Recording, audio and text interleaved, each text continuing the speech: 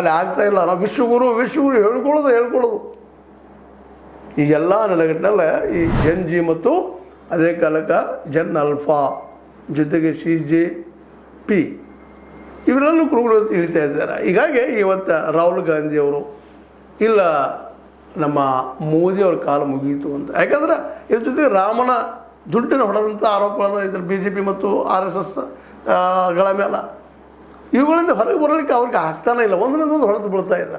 ಹೀಗಾಗಿ ನಮ್ಮ ಮೋದಿಯವ್ರ ಕಾಲ ಅಂತ್ಯ ಆಯಿತು ಅಂತೇಳಿ. ಅದು ಹೌದು, ಇಲ್ಲಂತಲ್ಲ. ಆದರೆ ಇದರ ಅಂತ್ಯ ಇನ್ನೊಂದು ಪಕ್ಷಕ್ಕೆ, ಅದರಲ್ಲೂ ಮುಖ್ಯ ಇನ್ನೊಂದು ಪಕ್ಷ ಅಧಿಕಾರ ಕೊಡ್ಬೋದು. ಆ ಅಧಿಕಾರ ಬರುವಂಥವ್ರು ಏನು ಆಶ್ವಾಸನೆ ಕೊಡಬೇಕಾಗಿದೆ ಇವತ್ತು.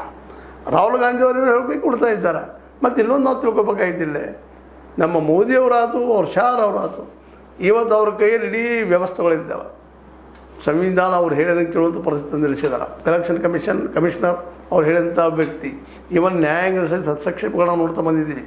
ಇವತ್ತು ನ್ಯಾಯಾಂಗ ಇರ್ಬೋದು, ಕಾರ್ಯಾಂಗ ಇರ್ಬೋದು, ಅಥವಾ ನಮ್ಮ ಅದ್ರ ಜೊತೆಗೆ ಈ ಒಂದು ಎಲೆಕ್ಷನ್ ಕಮಿಷನ್ ಇರ್ಬೋದು, ಇವೆಲ್ಲರೂ ಅವ್ರು ಹೇಳಿದಂಗೆ ಕೇಳುವಂಥದ್ದು.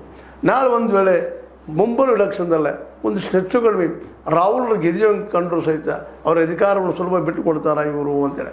ಯಾಕಂದ್ರೆ ಹಿಂದೆ ಇಂದಿರಾ ಗಾಂಧಿ ಅವರು ಸುಲಭ ಬಿಟ್ಟು ಕೊಟ್ಟಿರಲಿಲ್ಲ. ಏಕಾಏಕಿ ತುರ್ತು ಪರಿಸ್ಥಿತಿ ಹೇರಿದ್ರು ಭಾರತದಿಂದಲ್ಲ. ಇದು ಸಹಿತ ಚರ್ಚೆ ನಡೀತಾ ಇದ್ದ. ಒಟ್ಟಾರೆಯಾಗಿ ದೇಶದ ಪರಿಸ್ಥಿತಿ ಇವತ್ತು ಅಲ್ಲೋಲ ಕಲ್ಲೋಲ, ಏನು ಗೊತ್ತಾಗ್ತಲ್ಲ, ಏನು ಆಗ್ಬೋದು ಮುಂದಿನ ದಿನದಲ್ಲಿ ಅನ್ನುವಂಥದ್ದು. ಯಾಕಂದ್ರೆ ಜಂಜಿಗಳು ಯುವಕರು ಇವತ್ತು ಪೂರ್ತಿಯಾಗಿ ಈ ಸರ್ಕಾರದಿಂದ ವಿಮುಖರಾಗಿ ಹೋಗಿಬಿಟ್ಟಿದ್ದಾರೆ.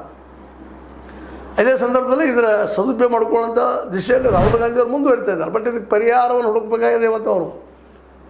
ಹೌದು, ಜಾಗೃತಿ ಮಾಡ್ತಾ ಇದ್ದಾರೆ. 800 ಪಟ್ಟಣಗಳಿಗೆ, 800 ನಗರಗಳಿಗೆ ಹೋಗಿ ಇವತ್ತು ನಡೆದಿರುವಂಥ ಶಿಕ್ಷಣದ ಬಗ್ಗೆ, ಇನ್ನುಳಿದ ಬಗ್ಗೆ ಮಾತಾಡ್ತಾ ಇದ್ದಾರೆ.